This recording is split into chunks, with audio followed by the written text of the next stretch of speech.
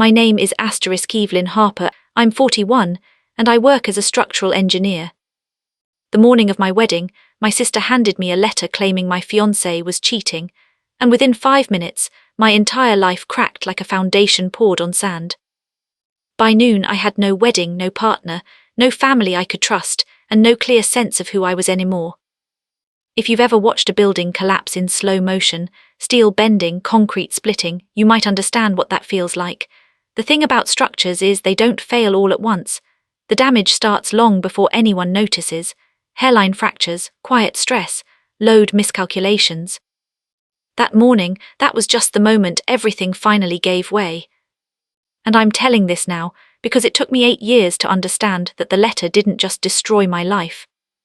It exposed it. I used to believe in systems, in predictable outcomes, in the idea that if you followed the right calculations, if you accounted for every load and stress point, things would hold. That belief didn't just define my career, it defined how I loved. I grew up in a house where love felt conditional, like it had weight limits, like you had to earn your place under the roof. My younger sister Leela was effortless, blonde, warm, quick to laugh. People described her as sunlight. I was something else, quiet, observant, always measuring my words before I spoke them like I was checking if they could bear the weight of being heard. I was the kind of child who cleaned up before being asked, who got straight A's not because I loved school, but because I thought maybe achievement would make me visible. It didn't. There's this memory I come back to a lot. I was 12. Leela had just gotten cast as the lead in the school play. My parents threw her a dinner, balloons, her favourite pasta, the works. That same week, I'd won a statewide math competition. I remember holding the certificate at the dinner table, waiting for a pause in the conversation. There wasn't one. At some point my dad glanced at it and said, "That's nice, Evie," without even reading it. That was it. You learn things like that early, not through what people say but through what they don't. I wasn't unloved, not exactly. I was structurally unnecessary. Leela and I weren't enemies growing up. That's the complicated part. She could be kind in small, fleeting ways. She'd borrow my sweaters without asking but then bring me coffee when I stayed up late studying. She'd forget my birthday some years, then overcompensate the next. It always felt like she lived in a different emotional climate than I did. Warmer, easier. But she also had this way of taking up space that made mine shrink. Even as adults. I met Daniel when I was 36 at a site inspection in Chicago. It was late October, cold enough that your breath hung in the air, the kind of chill that gets into your bones if you stand still too long. He was the project manager on a mixed-use development, confident without being arrogant, detail-oriented in a way I respected immediately. We argued the first day. "Your load distribution assumptions are off," I told him, pointing at the plans. He leaned over, looked at the numbers, then smiled slightly. "Or yours are too conservative." I remember thinking, okay, this man isn't afraid of tension. We recalculated together. He was right on one section, I was right on another. That balance, that push and pull, it felt right. Relationships, I learned later, are a lot like structures. You need opposing forces to create stability. Too much of one thing and everything tilts. Daniel and I built something that felt balanced. At least that's what I believed. There are moments that make you feel chosen, really chosen. For me, it was a night in March, 2 years after we met. I'd had a brutal week. One of my designs had been rejected after months of work. Not because it was wrong, but because a client wanted something cheaper, less safe. I came home exhausted, shoulders tight, mind still running calculations. Daniel was in the kitchen. He didn't ask questions right away, just handed me a glass of water. "Sit," he said gently. I remember the way the chair felt under me, solid, grounding. After a few minutes he said, "You build things that last, Evelyn, even when people don't appreciate it." No one had ever said that to me before. Not like that. Not in a way that felt like they really saw me. That was the night I thought, maybe this is what it feels like to be understood. He proposed on June 14th. No grand gestures, just us on the balcony of our apartment, city lights below us. "I don't want perfect," he said. I want real, and you're the most real thing in my life. I said yes without hesitation. For the first time, I felt like I wasn't the extra support beam no one notices. I was part of the design. Essential. Planning the wedding was complicated. Not because of Daniel. Because of my family. Leela immediately inserted herself into everything. Oh my God, Evie, you cannot wear that dress. It's too stiff. It's structured, I said. It's boring, she corrected, laughing. She took over the venue selection, the flowers, even the guest list to some extent. My mom backed her up. Leela has a better eye for these things, she said casually. That sentence shouldn't have hurt as much as it did. But it did. Because it wasn't about flowers. It never is. It's about being told again that your instincts aren't trusted. That your vision doesn't matter.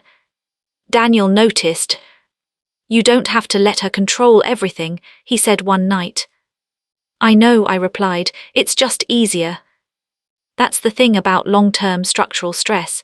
You adapt to it, you redistribute the load instead of removing it. Even when it's slowly weakening you. There was one moment, about a month before the wedding, that I should have paid more attention to. We were at my parents' house for dinner. Leela was telling a story, something about a coworker, lots of laughter, exaggerated expressions. Daniel was watching her. Not in an obvious way, not inappropriate. But attentive. I noticed it because I'm trained to notice small shifts, tiny deviations in pattern. Dan, I said at one point, trying to pull his attention back. He blinked like he'd been somewhere else for a second. Sorry, what were you saying? Nothing, I replied. I told myself I was overanalyzing. Engineers do that. We look for failure points even when there aren't any. But still, something in me flagged it. I ignored it. The night before the wedding, I barely slept. Not because I was nervous about marrying Daniel. Because I felt off. Like something in the structure wasn't aligned, but I couldn't find where. I remember standing in the hotel bathroom at 2:17 a.m., staring at my reflection.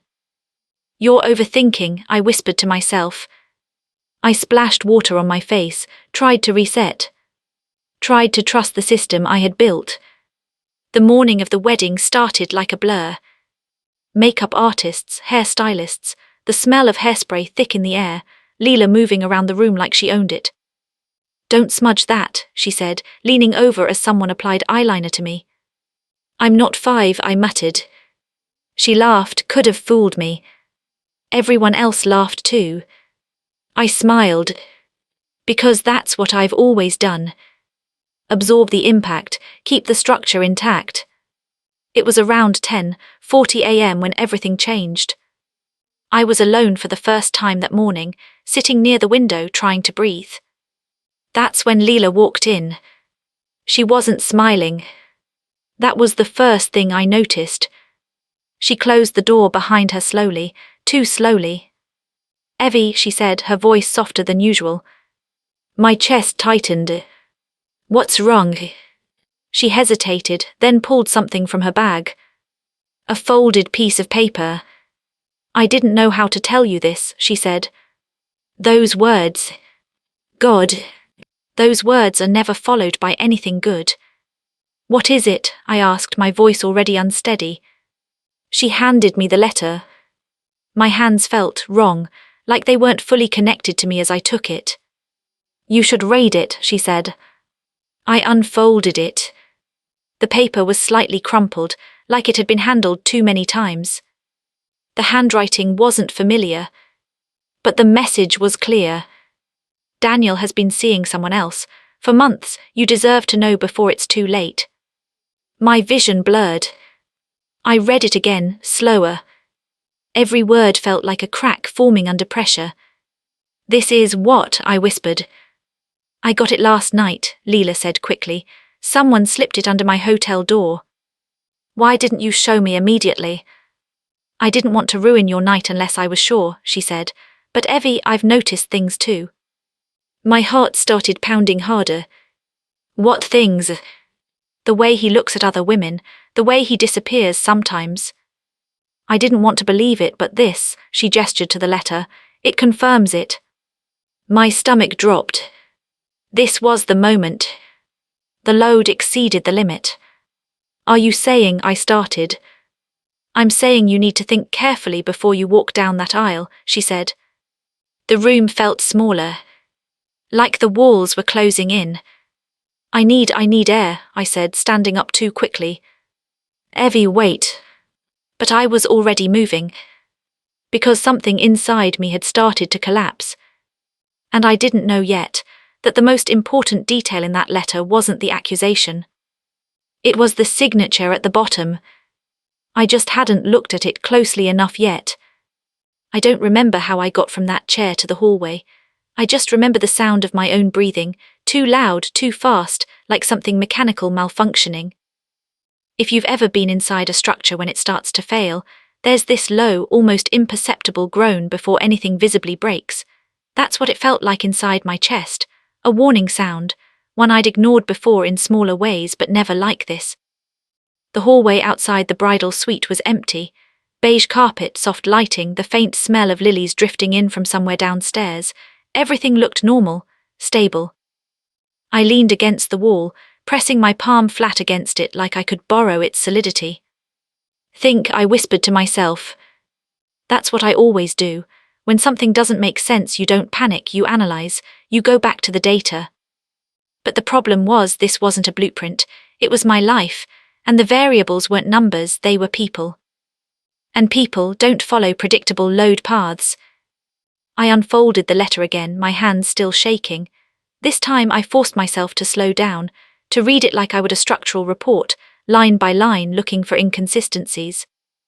The handwriting was uneven, not sloppy but strained, like whoever wrote it was trying to disguise something. Daniel has been seeing someone else for months. Months. That word hit harder the second time.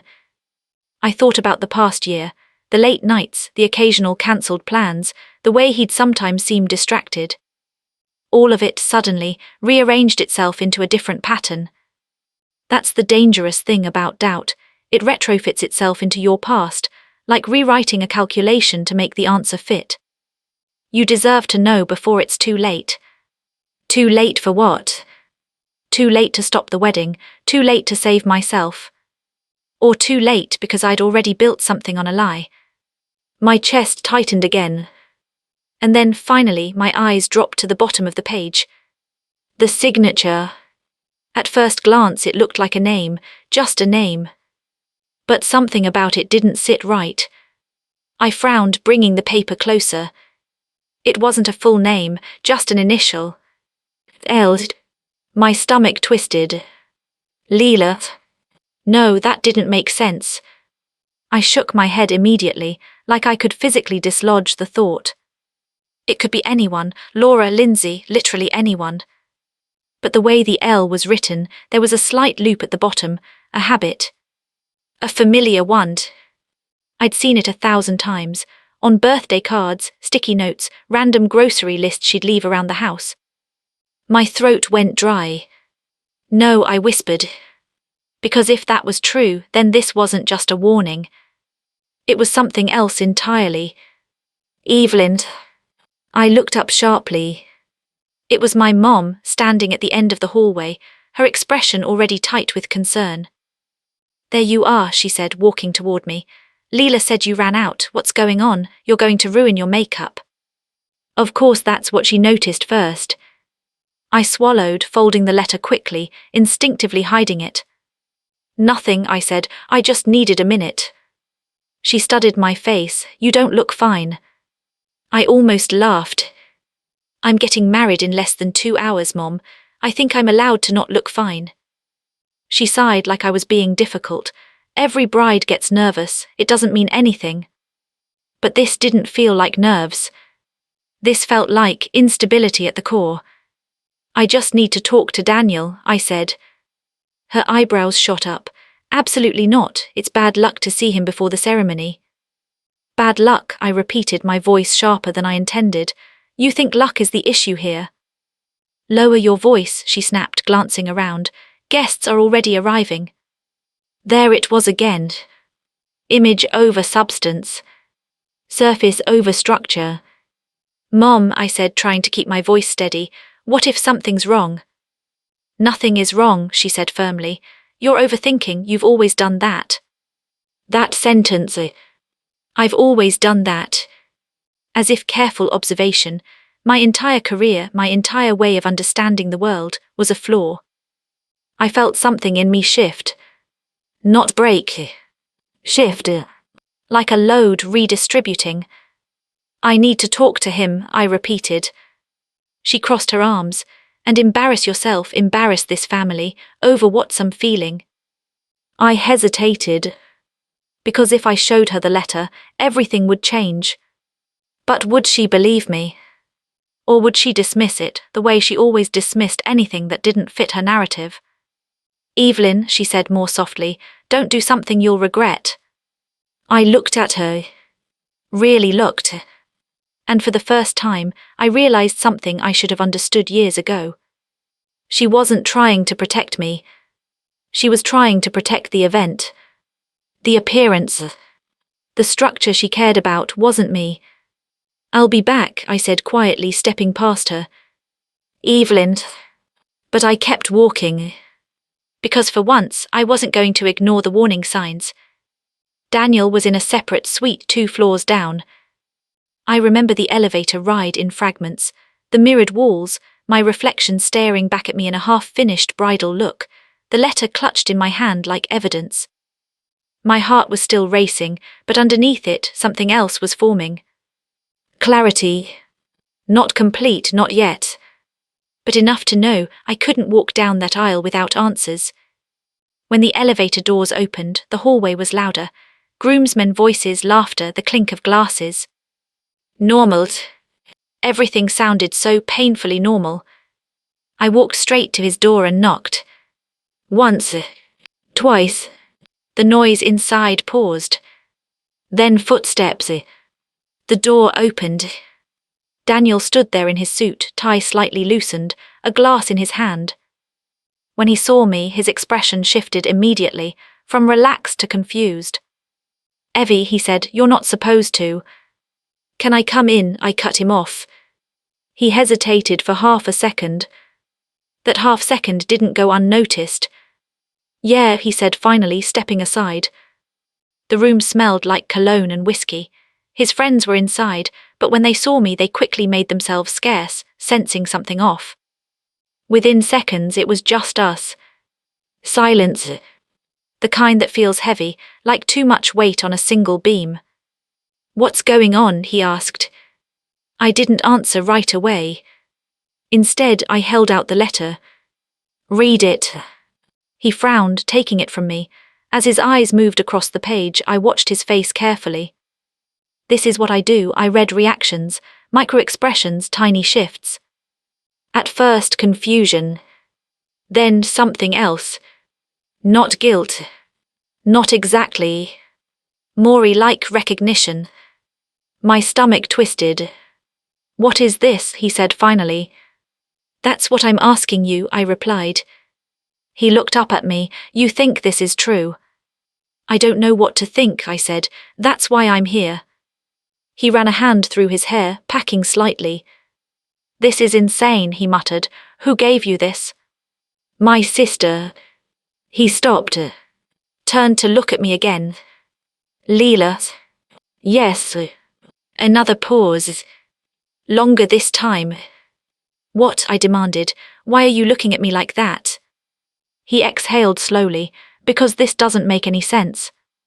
Then explain it to me, I said, my voice rising. Explain why someone would write this. Explain why it's signed with an L. His eyes flicked back to the letter. Then back to me. And for the first time, I saw something solid in his expression. Not confusion. Not defensiveness. Certainty. Evie, he said carefully, I have never cheated on you, not once. I searched his face. Every line, every flicker. Nothing cracked. If that's true, I said, my voice quieter now, then why would someone send this? He hesitated. And then he said something that made the ground shift beneath me again. I think you already know the answer to that. My throat tightened. No, I said, say it. He held my gaze. I think your sister wrote it. The words hung in the air like a load no one wanted to carry. I shook my head immediately. That's not, why would she do that? That's what we need to figure out, he said. But even as he spoke, something inside me was already connecting the dots. The handwriting, the timing, the way she'd presented it, the way she'd said, I've noticed things too. Not asked, stated, like she was building a case, like she needed me to believe it. And suddenly all those small moments, the way she'd hovered during wedding planning, the way she'd subtly undermined my choices, the way Daniel had looked at her that night at dinner. They didn't feel random anymore. They felt connected. Like stress points in a structure I'd misread. I need to talk to her, I said. Daniel nodded. I'll come with you. No, I said quickly. If she sees you, she'll shut down. I need to do this alone. He studied me for a moment. You sure? No, not even close. But I nodded anyway. Because whatever this was, I needed to face it directly. Like any structural failure, you don't fix it by looking away. You expose it. Even if it means tearing everything down. I turned and walked toward the door. And as I stepped back into the hallway, one thought kept repeating in my mind. Not panic. Not heartbreak. Something colder. More precise. If Leela wrote that letter, then this wasn't about protecting me. It was about destroying something. And I was about to find out what. By the time I got back to the bridal suite, my hands had stopped shaking. That's the strange part about shock. It burns through you fast, like a sudden overload, and then what's left behind isn't always panic. Sometimes it's clarity. Cold, precise clarity. Like when you finally locate the exact point where a structure is failing, not the symptoms, the source. The hallway felt different now. Or maybe I did. The soft lighting, the muted carpet, the distant hum of guests arriving, it all felt like background noise to something sharper happening underneath. I paused outside the door for a second, my hand hovering over the handle. 8 years later, I still remember that exact moment. Because that was the moment I stopped trying to keep everything together and started preparing to take it apart. I opened the door. The room was louder again, voices, laughter, the buzz of controlled chaos. My mom was near the mirror adjusting her earrings. 2 bridesmaids were arguing about lipstick shades. And Leela was standing near the window, holding a glass of champagne, smiling like nothing had happened. When she saw me, her smile faltered just slightly. Evie, she said, setting the glass down, are you okay? There it was. Concerned, soft, carefully measured. If I hadn't spent my entire life studying microfractures, I might have believed it. I need to talk to you, I said. Her eyes flicked to the others in the room. Alone. The room went quiet in that subtle, uncomfortable way people do when they sense tension, but don't understand it yet. Okay, she said slowly, forcing a light tone. Give us a minute. No one argued. They filtered out quickly, exchanging glances. My mom lingered. What's going on? She asked, looking between us. Nothing you need to worry about, Leela said quickly. I think I do, my mom insisted. Mom, I said, my voice calm but firm, please. She hesitated, clearly unhappy, but eventually left, closing the door behind her. The silence that followed was heavy. Leela crossed her arms loosely. You're scaring me a little. Good, I said. That made her blink. I stepped closer, pulling the letter out again. Did you write this? No hesitation. No, she said. Too fast.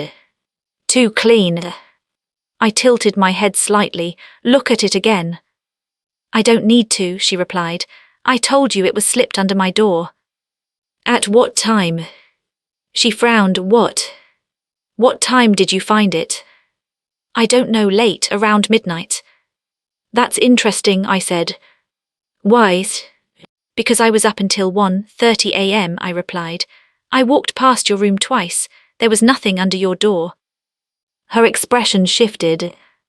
Just a fraction. But enough. I might have missed it earlier, she said, shrugging. I wasn't exactly checking the floor all night. I nodded slowly. Right. Silence again. Then I stepped closer. Why does the signature look like yours? That hit. Her posture stiffened.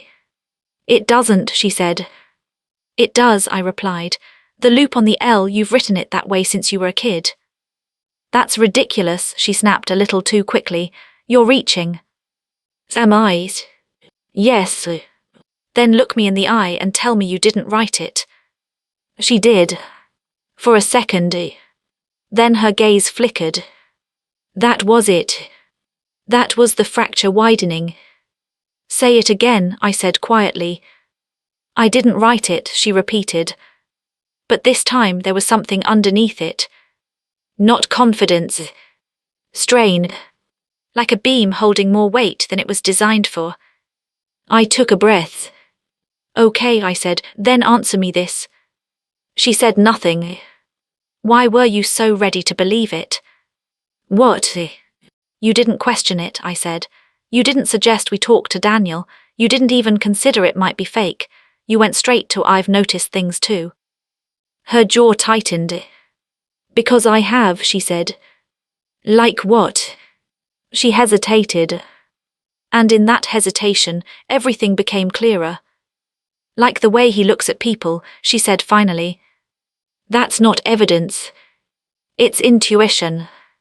No, I said, shaking my head, it's projection. Her eyes flashed. Excuse me. You needed me to believe this, I said, my voice steady. That's why you brought it to me the way you did, not as a question, as a conclusion. That's not true, she said. Then what is true, Leela? I asked. For a moment, neither of us spoke. Then I said the thing that changed everything. Is it because of you? Her face went completely still. What? Is that why you wrote it? I continued. Because this isn't about Daniel cheating, it's about you wanting him.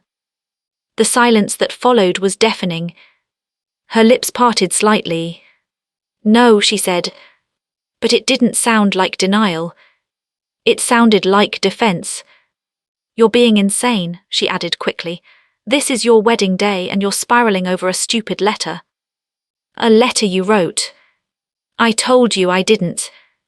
Then prove it, I cut in. Let's go downstairs right now. Let's show it to Daniel.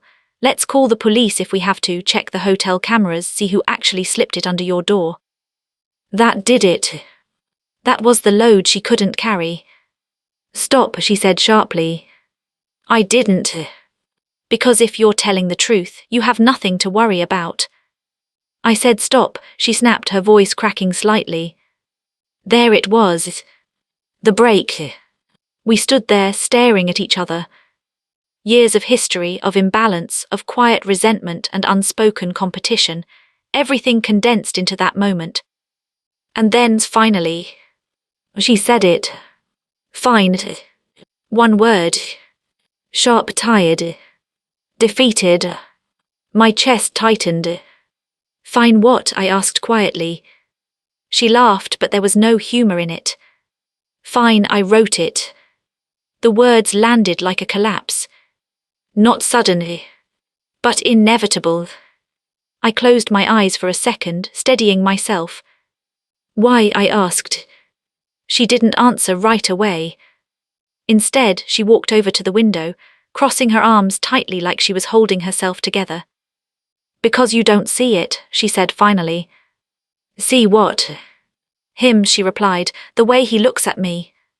My stomach dropped. No, I said immediately. No, that's not. It is, she insisted, turning to face me. You're just too blind to notice.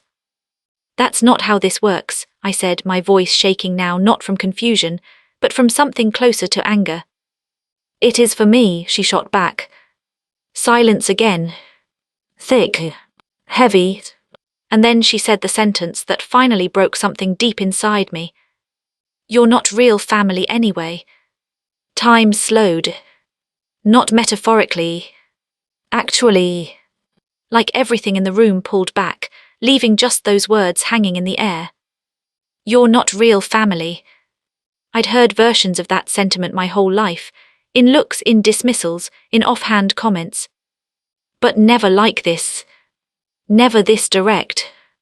My hands went cold. What did you just say? I asked, my voice barely above a whisper. She hesitated. Just for a second. Then doubled down. You heard me. My throat tightened so hard it hurt. Explain it, I said. You've always been separate, she said, her tone defensive now. Mom and Dad treat you differently because you are different. I'm different because I worked for everything I have, I asked. No, she said, you're different because you were never really one of us. That was it. That was the fault line. The one that had been running under everything my entire life. And now it was exposed. Raw, undeniable.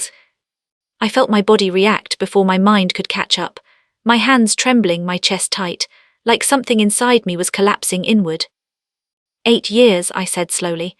8 years I've been with Daniel, and this is what you do. You try to destroy my wedding because of some imagined connection. It's not imagined, she said. He feels it too. No, he doesn't, I replied firmly. I just spoke to him. Her expression flickered. What? He said he's never cheated, I continued, and I believe him. You're naive, she snapped. No, I said, I'm finally seeing things clearly. We stared at each other. And in that moment, something shifted again. Not in her. In me.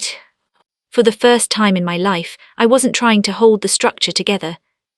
I was evaluating whether it was worth saving at all. You don't get to define me, I said quietly. She scoffed, I'm just telling the truth. No, I replied, you're telling your version of it. And what's yours? She challenged. I took a breath. My version is that I spent my entire life trying to be enough for a family that never really saw me, I said, and today you proved that nothing I did would have changed that. Her face hardened. Then maybe you should have stopped trying, she said coldly. That should have destroyed me. Years ago it would have.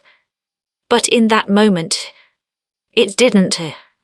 Because something inside me had already begun to rebuild. Not the old structure. Something new. Something that didn't rely on her approval. Or anyone else. I looked down at the letter one last time. Then back at her. You don't get to take this from me, I said. Her brow furrowed. Take what? My life. And with that I turned toward the door. Where are you going? She asked. I paused, my hand on the handle. To finish what I started, I said. And for the first time that day, my voice didn't shake. Because even though everything had cracked, I finally knew where I stood. And what needed to be rebuilt. I walked out of that room feeling like I had just watched an entire structure fail in real time, and somehow I was still standing in the rubble. Not untouched, not unharmed, but standing. And if you've ever worked in structural engineering, you know that's the first thing you assess after any collapse, what's still standing and why. Because that's what you rebuild from.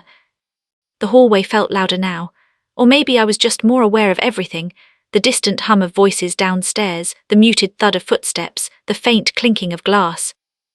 Life was still moving forward. Guests were arriving. People were celebrating. Completely unaware that the bride had just found out her sister tried to sabotage her wedding, and called her not real family in the process. I should have felt humiliated. Or broken. But instead I felt focused. Like every unnecessary load had suddenly been stripped away, leaving only the essential structure. I didn't go back to the bridal suite. I didn't go looking for my mom. I went straight back to Daniel.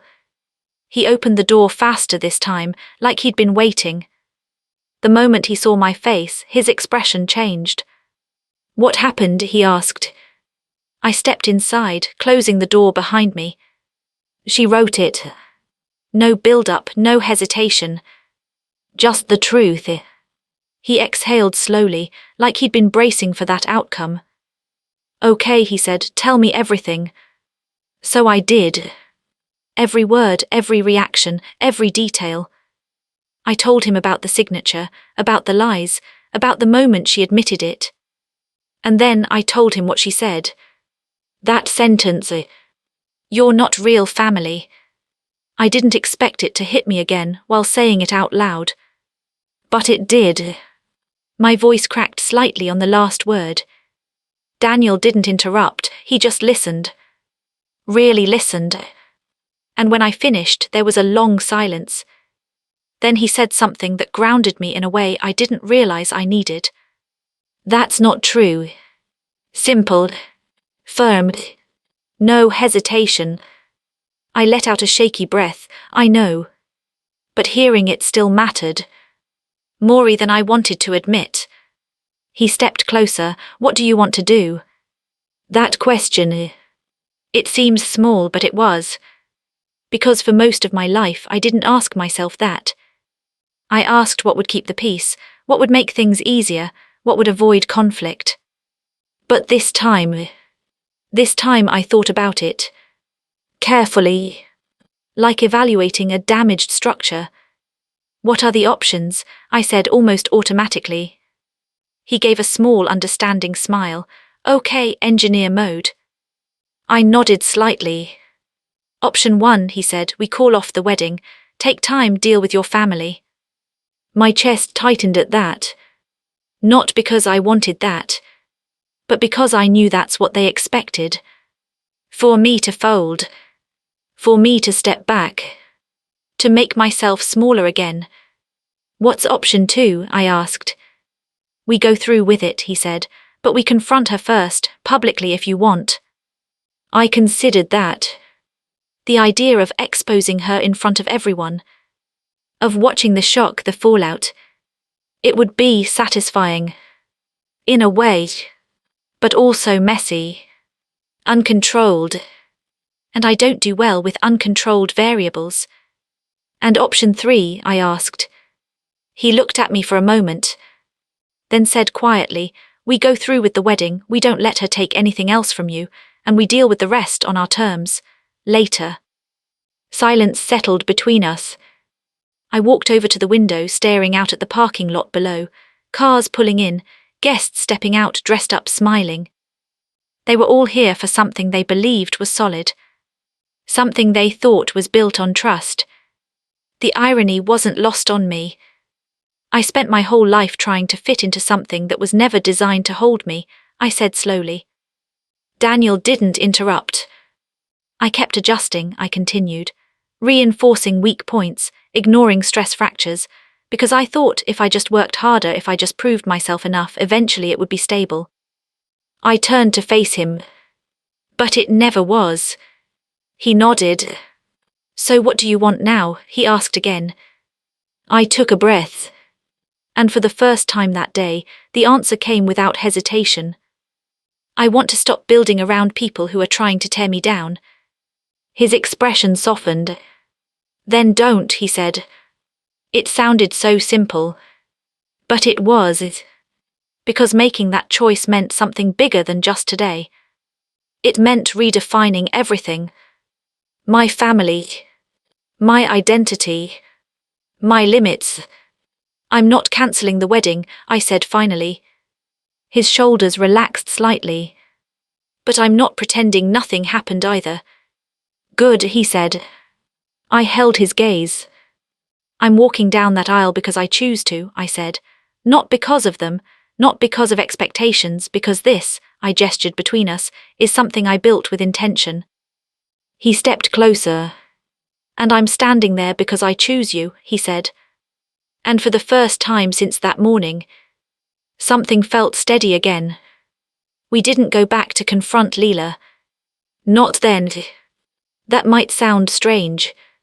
Like I was avoiding it. But I was. I was prioritizing.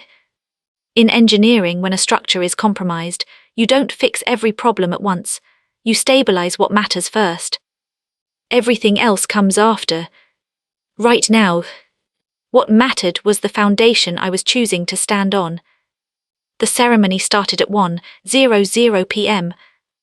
I remember the exact moment the music began, the way the doors opened, the sudden hush of the crowd, and then the walk.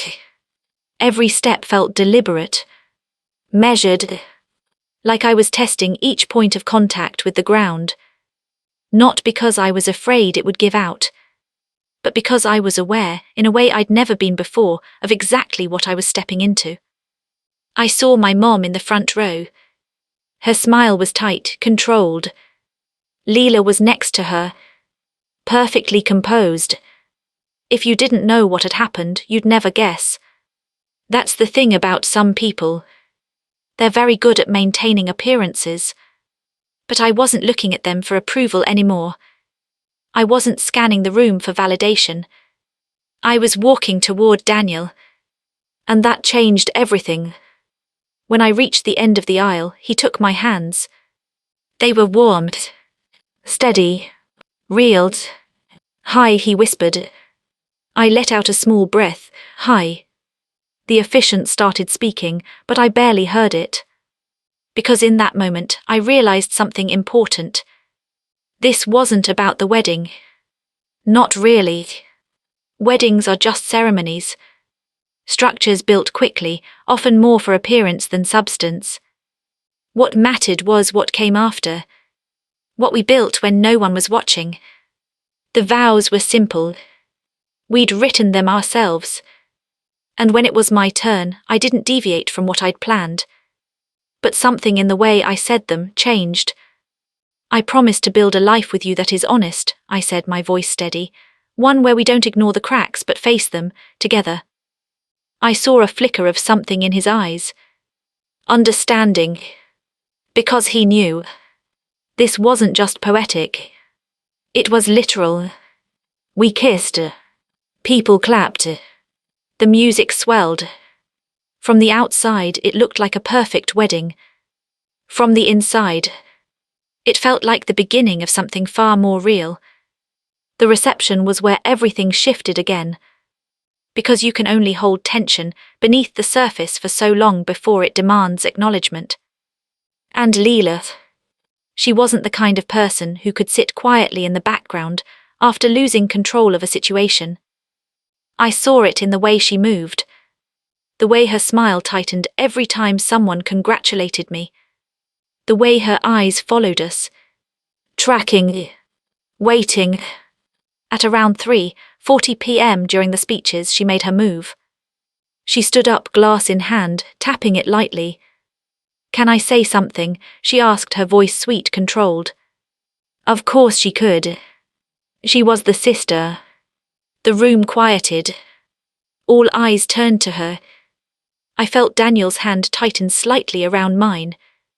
"You don't have to," he whispered. "It's okay," I said. Because I knew in that moment something was about to surface. And this time, I was ready for it. Leela smiled at the crowd. "First of all, congratulations to the happy couple," she began. Polite laughter. Smiles. "And Evie," she continued, turning toward me, "you've always been strong." There was a slight pause before that word. Like she had to choose it carefully. "I just hope," she added, her tone shifting almost imperceptibly, "that strength includes knowing when something isn't right." The room went still. Subtle, but noticeable. There it was. The implication. The seed of doubt. She wasn't going to expose the letter directly. She was going to suggest. Undermine. Create cracks. Just like before. I stood up slowly. Every movement controlled. Every step intentional. "Can I respond?" I said. The room turned toward me now. Leela's smile flickered. "Of course," she said. I took the glass from the table, but I didn't raise it. I didn't toast. I just spoke. You're right, I said calmly. Strength does include knowing when something isn't right. A few people shifted in their seats. I could feel the tension building.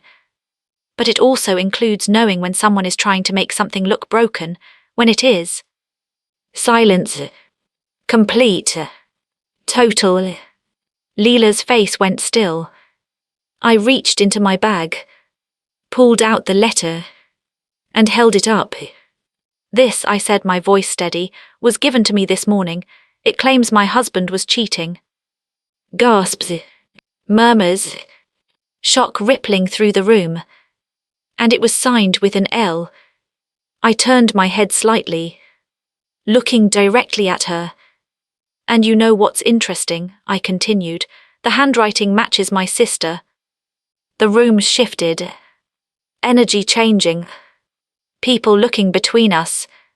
Confusion. Disbelief. Evie, my mom started. But I didn't stop.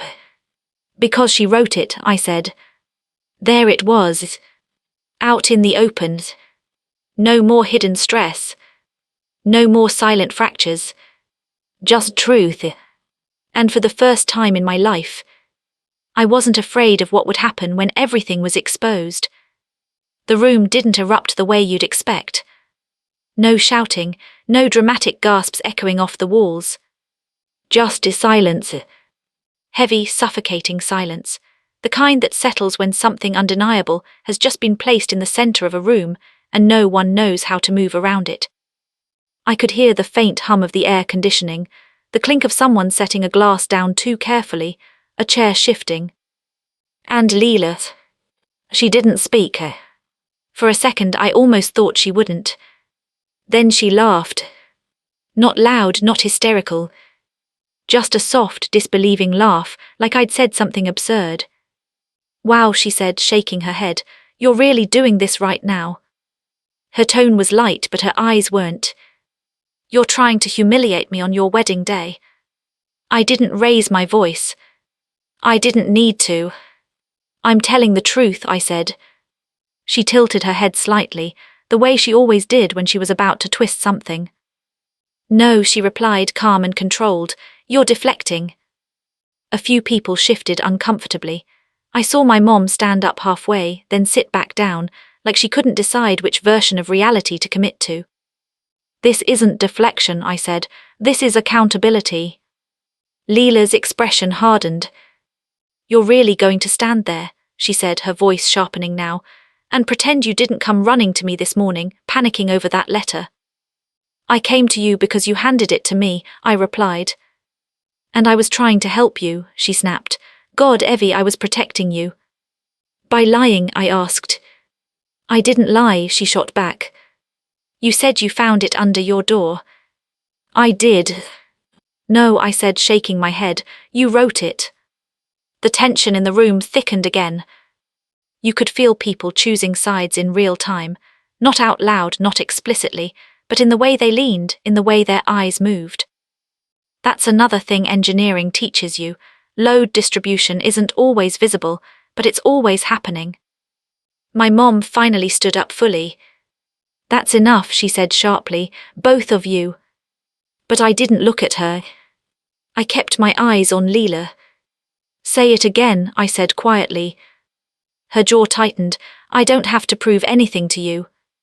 You already did, I replied, in private. Her eyes flickered. There it was. That tiny, involuntary reaction. The crack widening. You admitted it, I continued. In the bridal suite, you said you wrote it. I never said that, she snapped immediately. Gaslighting. Predictable. Almost textbook. 8 years ago, that would have thrown me, made me question myself. But not anymore. Because I wasn't relying on her version of reality. I had my own. You did, I said calmly, and you told me why. Her lips pressed into a thin line. Which was, she challenged. That you think Daniel has feelings for you, I said. The room shifted again.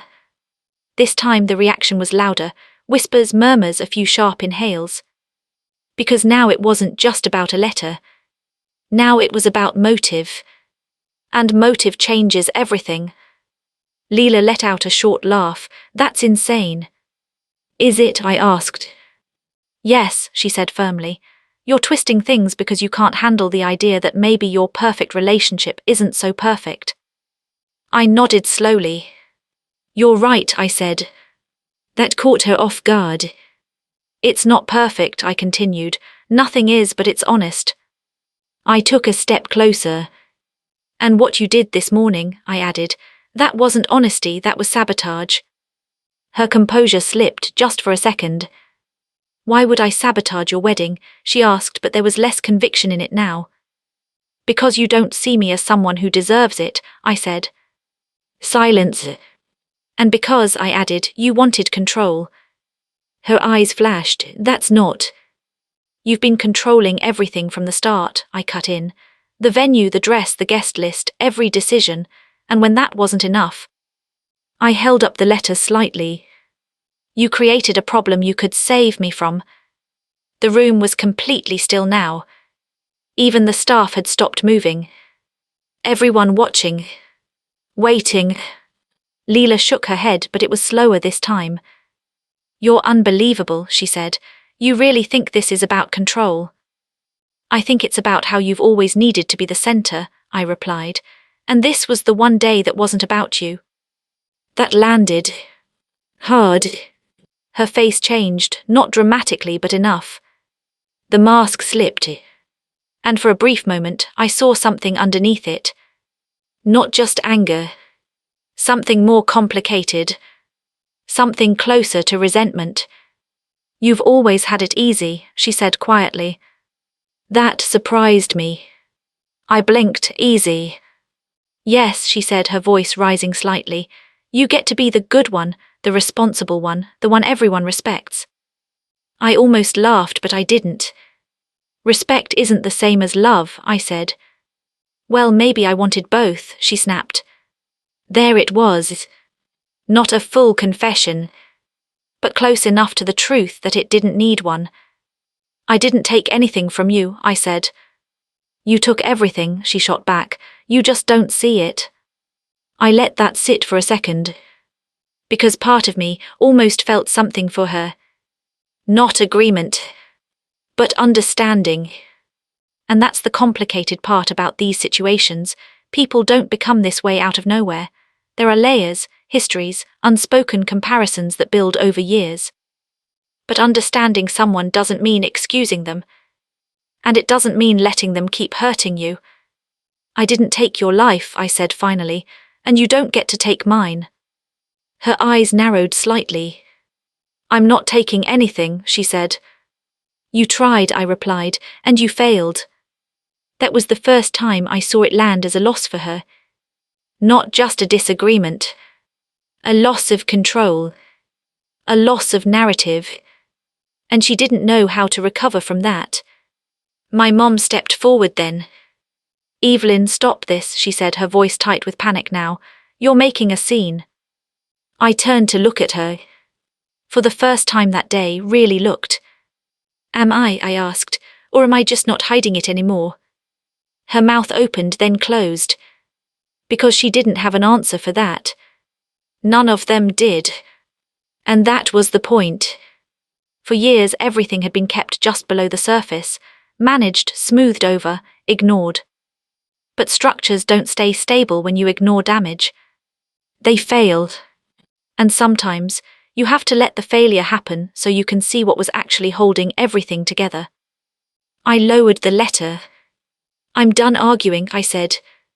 I turned slightly, looking at the room, at the people who had come here, expecting a celebration. I'm not cancelling this wedding, I added, because what I have with Daniel is real, and it's not something that can be undone by a lie. I glanced back at Leela. But I am done pretending that everything else is fine. Silence again. Then I set the letter down on the table. Not dramatically. Just deliberately. Like placing a piece of evidence where everyone could see it. I hope, I said quietly, That one day you understand why this mattered. She didn't respond. Didn't move. Just stood there, caught between anger and something she didn't want to show. And that was the last moment of control she had in that room. The rest of the reception continued. Not normally. But it continued. People adjusted, conversations shifted. The tension didn't disappear, but it softened like a structure settling after a shock. Some guests avoided me. Some came up quietly, offering congratulations that felt more genuine than anything earlier. My mom didn't say much after that. She stayed distant, like she didn't know how to approach me anymore. And Leela. She left early. No goodbye. No apology. Just gone. You might expect me to say that was satisfying. That exposing her felt like justice. But the truth is, it didn't feel the way I thought it would. It didn't fix anything. It didn't erase what she said. It didn't suddenly make me feel like I belonged. Because revenge, or whatever you want to call that moment, isn't a repair. It's just exposure. And exposure is only the first step. The real change came later. Not that day. Not even that month. It came in the quiet moments after everything settled. Daniel and I moved into a new apartment about 6 months later, smaller than the one we'd planned, less flashy. But solid. I liked that. I remember one specific evening, nothing special about the date, just a Tuesday. It was raining outside, steady and soft. I was sitting at the kitchen table, reviewing a set of blueprints for a new project. A mid-rise building, nothing groundbreaking but important in its own way. Daniel was cooking, music playing quietly in the background. At some point he asked, "You okay?" And I realized I was. Not perfectly, not completely healed. But okay. And that mattered. There were consequences, of course. I don't speak to Leela anymore. That wasn't a dramatic decision. It happened gradually. Fewer messages, longer silences. Until eventually nothing. My relationship with my mom changed too. Not completely broken. But different. More distant. More honest. I stopped trying to earn something she wasn't capable of giving.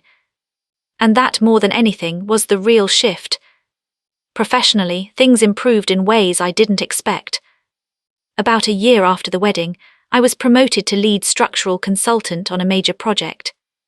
Not because of connections. Not because of luck. Because of the work.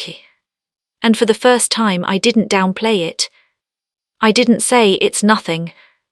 I didn't shrink it to make others comfortable. I accepted it. Fully. That was new. Financially, we were stable. Emotionally, we were building something stronger. Not perfect, but resilient. And that's what matters more.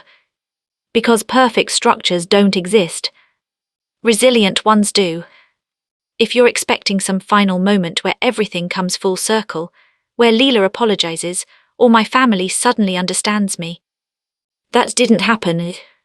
Real life doesn't work like that. Some fractures stay visible. Some relationships don't get rebuilt. And that's okay. Because not everything is meant to be saved. A few weeks ago, I found that letter again. I'd kept it, folded in a box with some old documents. Not out of attachment. Out of clarity. I read it one more time. The same words. The same signature. And for the first time, it didn't make my chest tighten. It just felt like paper. Something that used to carry weight. But doesn't anymore. If you've made it this far, I'll say this to you directly. Because I wish someone had said it to me years ago. You don't have to keep reinforcing a structure that's built to exclude you. You don't have to keep proving your worth to people who benefit from you feeling like you have none. And you don't have to wait for a dramatic collapse to choose something different. You can walk away. You can rebuild. On your own terms. Last night I stood on our balcony, the same one where Daniel proposed years ago. The city lights were quieter somehow, or maybe I was. I had a cup of tea in my hand, nothing special, just something warm. Daniel was inside, reading. No tension. No performance. Just life. I leaned against the railing, feeling the cool metal under my hands. Solid. Reliable. And I realized something simple. For the first time in my life, I wasn't trying to belong somewhere that couldn't hold me. I had built something that could. And that was enough.